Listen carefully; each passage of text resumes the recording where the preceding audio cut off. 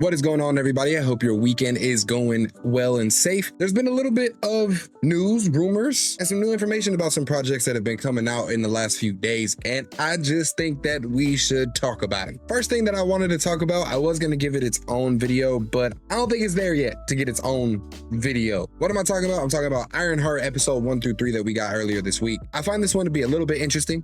IronHeart wasn't a show that I was geeked up to watch at first. I was going to check it out because I thought Dominique's Riri Williams was really captivating in Wakanda Forever. I really like that character and the way that she portrays her. So I was definitely going to at least tune in to see how it goes. And I have now. And I think that the show is okay. I think, and I don't mean okay as bad. I mean, it's okay. There's a couple gripes that I have with the show, like this team of ragtag villains that they got going on, I find to be kind of lame, honestly, if I'm being real. I just feel like the members that are part of this group are not very interesting and don't really have a lot of depth to them. I think that they're just there for the sake of having a team, with the exception of, I think, Manny Montana. I think his character is pretty interesting, especially his ties with Anthony Ramos's character, the Hood. I think that they're little dynamic and what is really going on in the background is kind of interesting. Other than that, though, not really interested in the group. Dominique Thorne, I think, does a great job at playing her character. Riri Williams feels very familiar from the character that we got in Wakanda Forever, as it should. I really dig her style and the way that she kind of delivers her lines and the way she plays some of these emotional moments, her having this kind of PTSD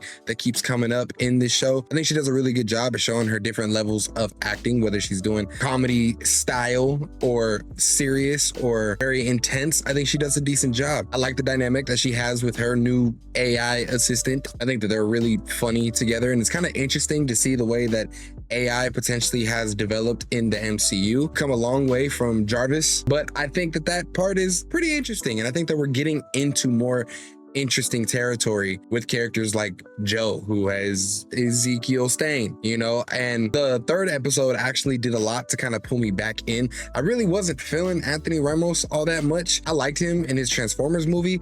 I feel like in the IronHeart show, he's almost trying to play things a little too thuggish and it's not really coming off authentic. But with the way that episode 3 ended, I got pulled back into that character and really trying to figure out what is going on. I mean, I don't want to give too much spoilers, but I mean, it's been like 4 days since the show premiered. So Mephisto, definitely Mephisto. And I think that that part is really cool too, because we have been waiting since WandaVision to get Mephisto. So to see how this is all going to play out, I think is going to be really interesting.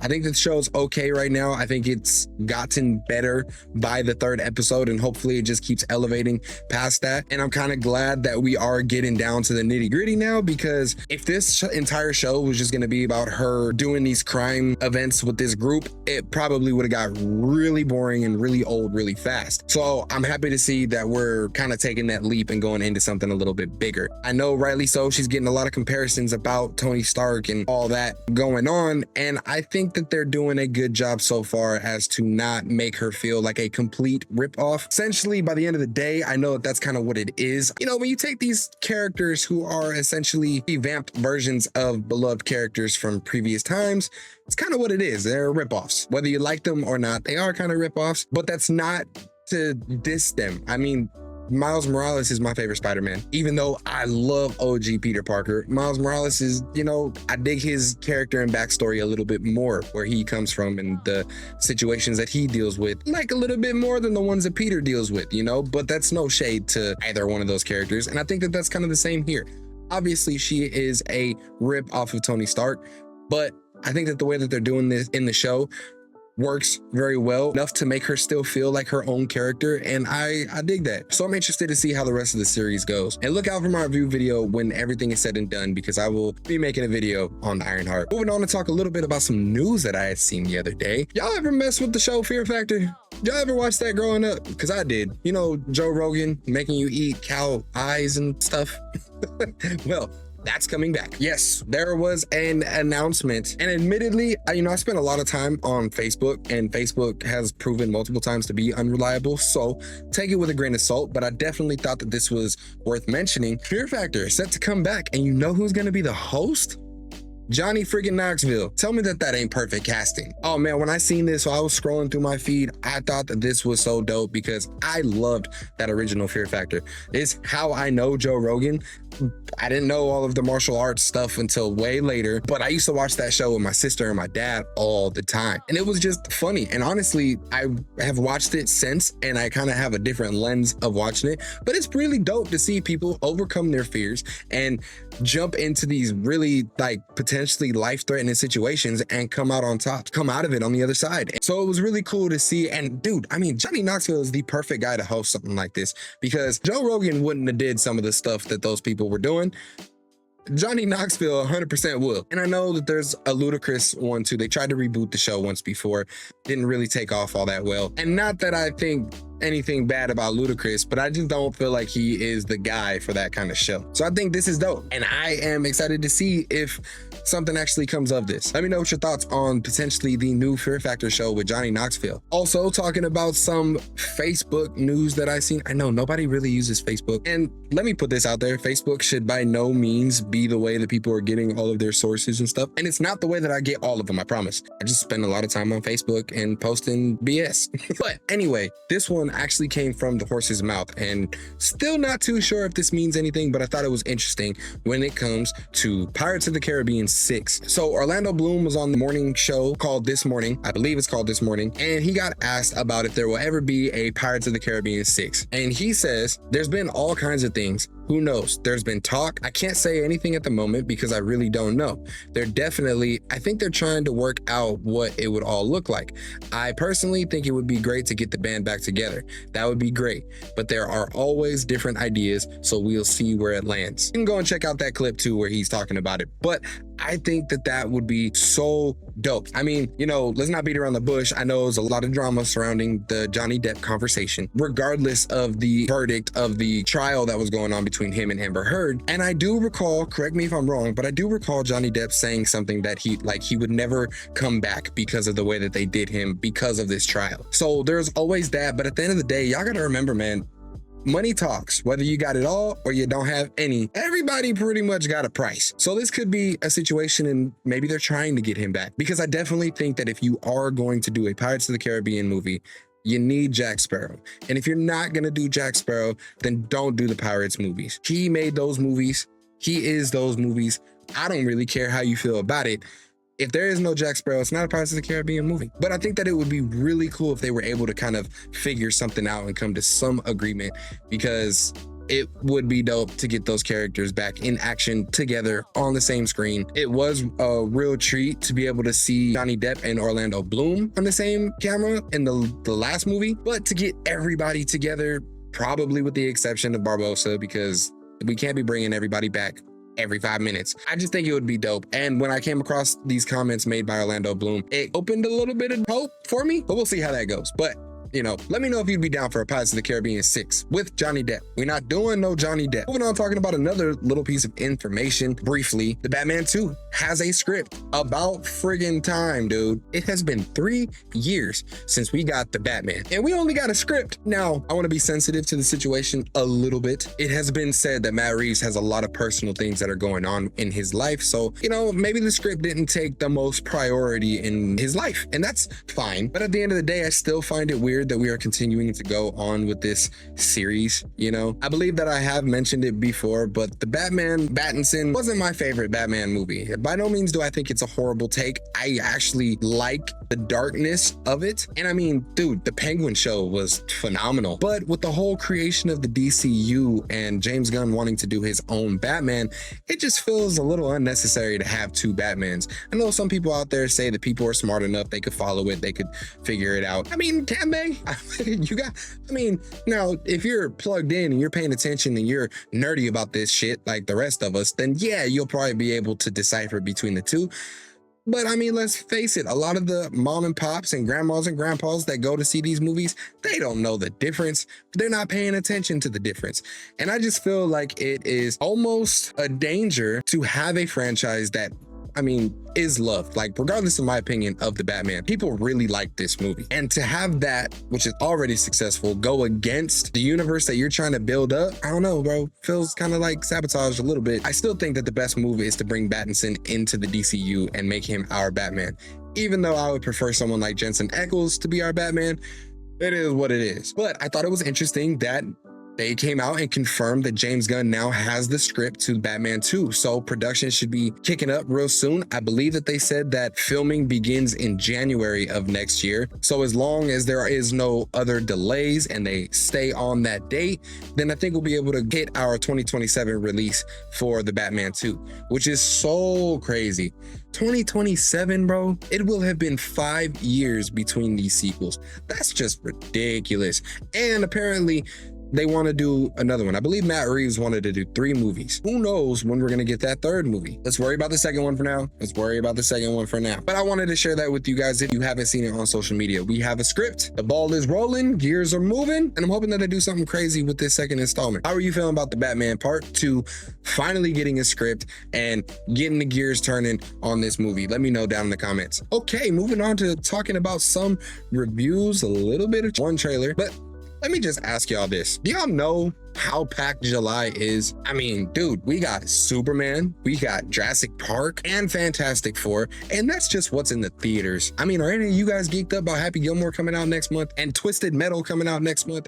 Dude, July is crazy. But we got some reviews and a new trailer for these projects that are coming out next month, and I'm gonna go in order of release. So talking about Superman first, we got some reviews of the premiere that happened just a few days ago. People who actually got to see the Superman movie and let out their thoughts about it. Now, it has been said that these people were handpicked to go and see this movie. I don't know if this is a shill situation or if these are people who are just automatically primed to love this movie and it's just gonna give James Gunn everything he wants to hear. I don't know that, so I'm going to be unbiased and look at these from an unbiased lens, and I'm gonna give these people the benefit of the doubt. So we're gonna go off of 2 reviews that I saw in my feed. This one comes from @NJTransit14. He says, saw Superman and it was a 10 out of 10 movie. It perfectly blends together Donner with Brandon Routh while taking the action of Henry Cavill's Superman. It's a respectful yet elevated homage to all the Superman movies before it. Audiences will love what they're about to see. Talking about that review just for a minute. If that is true, if that is really the way that this person felt about this movie, oh, dude, that's beautiful. Let me let you know, I am somebody who absolutely loved Henry Cavill's Superman. I thought that he was definitely the guy to play Superman. Admittedly, didn't love his Clark Kent all that much. I felt like his Clark was a little too cool, but I loved him as Superman. But I'm also not gonna tell you that you're wrong if you feel like Zack Snyder went a lot darker with that iteration and took that Superman to places where you didn't want to see Superman. I think that that's valid. At the end of the day, my definitive Superman has always been Christopher Reeve. And if this movie takes that tone and that emotion that comes with at least those first 2 Superman films, that's what I want. That is what I want. I want the hopeful Superman. I want the optimistic Superman, the heroic Superman. If this review is to be believed, that is what we got. And I cannot knock that at all. Another review from Will.I.Am Smith at Best Ever 23 says, Superman feels generational, like Raimi's Spider-Man or Burton's Batman. It's a bold, heartfelt beginning to a new DC era, with Superman finally shining as the best of them all. David is magnetic as both Clark and Superman, charming, hopeful, and heroic. Rachel Brosnan's Lois Lane is sharp, funny, and my favorite take yet. Nicholas Holt's Lex has shades of Kevin Spacey, but way darker. He's menacing as hell. The cast all brought it. The action and VFX, solid. Could have used more, but what's here works. It's better than most Marvel flicks lately, and light years ahead of anything Sony or the old DCU put out. This is a home run for James Gunn. Thank you. That is a loaded one. And again, it sounds really good. I mean, to say that something is generational and compare it to Sam Raimi's Spider-Man, compare it to Tim Burton's Batman, I mean, those are staples in comic book movies and within that genre. And if this has that kind of power to really catch on with today's generation, or even, us who are getting there, and that is beautiful. That's phenomenal. He gives a list of traits that I absolutely must have in Superman. He says hopeful and heroic. Like, that is Superman for sure. Lois Lane being funny and being sharp. I mean, was there any question? Lois Lane, she that, you know? Nicholas Hoult, I have been a little bit skeptical, more worried about. I personally got more Michael Rosenbaum vibes from him in the trailers that we have gotten, way more so than Kevin Spacey. But if by him saying Kevin Spacey, he means more so of like a Gene Hackman portrayal, I'd be okay with that too. Because Gene Hackman, I mean, you know, Michael Rosenbaum is my favorite Lex, but Gene Hackman, bro, that's the OG. You can't be mad at that. Amongst other people calling this movie very big and very silly does have me a bit worried. I don't want this movie to be silly. I'm not against silly moments like the robot scene that we got in those 5 minutes from CinemaCon, but I don't want the movie overall to feel silly. People describing this movie as being Superman 2 on steroids, I think that would be fantastic. I'm really hyped for Superman. I got my early tickets to go check it out July 8th, so you'll definitely be hearing from me. As much as I may not have agreed with some decisions that were made regarding the DCU, I am hopeful and optimistic about this Superman movie, because how often do we get a Superman movie? And we need to get more of them. So I hope that this movie knocks it out of the park so that we can continue getting Superman stories. When you saw these reviews, what did you think? Let me know down in the comments below how you're feeling about Superman. It's upcoming. We're right around the corner. Moving on, talking about some Jurassic Park Rebirth. This is another movie that I have intrigued to go watch, but it's not like top 5 of the year. I like the Jurassic Park movies. I like the Jurassic World movies mostly. At the end of the day, they're just enjoyable movies that I find some enjoyment in when I have some free time to watch them. But we did get a review from one of my favorites in the game, 3C Films' Chris Parker, who says, Jurassic World Rebirth is a dang good time. Gareth Edwards puts the fear back into the dinos with several heart-pounding set pieces. Fun enough characters to root for. As a Jurassic Park 3 enjoyer, this is no different. It's flawed but packed with the charm of an action horror 90s throwback. Now, you're probably familiar with 3C, at least you should be, but I, for the most part, trust his reviews. I think that he has a very good head on his shoulders when it comes to the way that he sees cinema and the way he judges these movies. And if he's saying that this is good and is a fun time, I full-fledged believe him. I mean, when you have actors like Scarlett Johansson and Mahershala Ali in here, that makes up for a good time. Those are pretty well-known and good at their job actors right there. And I love to see the point that he made about bringing the fear back. I think that that was something that most people would agree that Jurassic Park is kind of lost as it's gone on. It's not so much horror films like the way it was initially intended to be. It became like Fast and Furious meets dinosaurs, more action packed and just wild and crazy.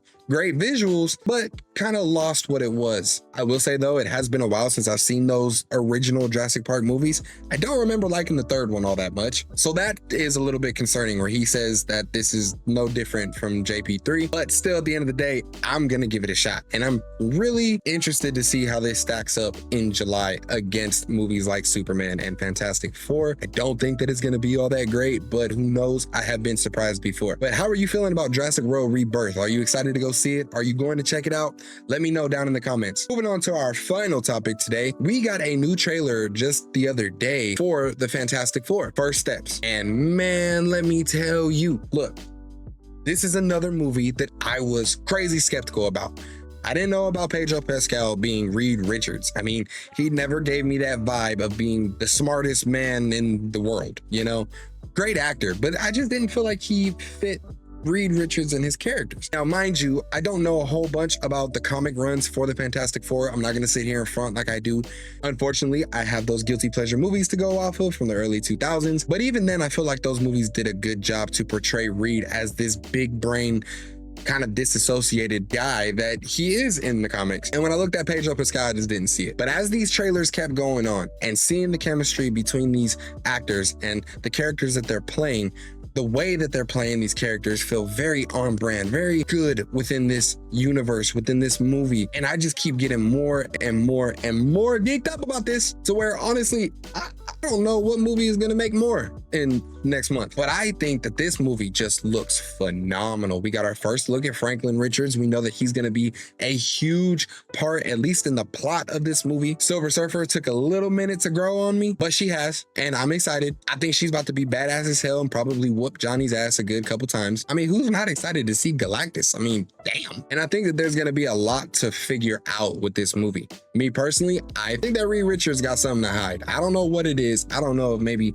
he knows about the multiverse already, and maybe he created this universe and to get away from Kang. But the trailers definitely make it seem like Reed Richards has a secret that he's trying not to let out. And I'm interested to see that aspect of the movie, if that's even an aspect of the movie. I'm hoping that we get a little bit of Doom, maybe in a post-credit scene. I know that it has been said that we won't, but who knows? We've been lied to before. But this new final trailer did a lot to get my hype up there, and I'm really excited to see this movie. And honestly, I really don't know what's gonna make more money. I don't know who's gonna win the box office. I mean, it honestly, it's looking real bad for Superman, because I mean, it comes out and then 2 weeks later it potentially gets its legs cut right out from under it by Fantastic Four. Even though Jurassic Park is not, I would say, as big as these other two movies, you still have a dedicated fan base there, so that's going to do some damage. But for two movies that seemingly are trying to attack the same tone of hope and maybe family, it's going to be real interesting to see how this race plays out in the box office. So I'm interested to see how July goes, man.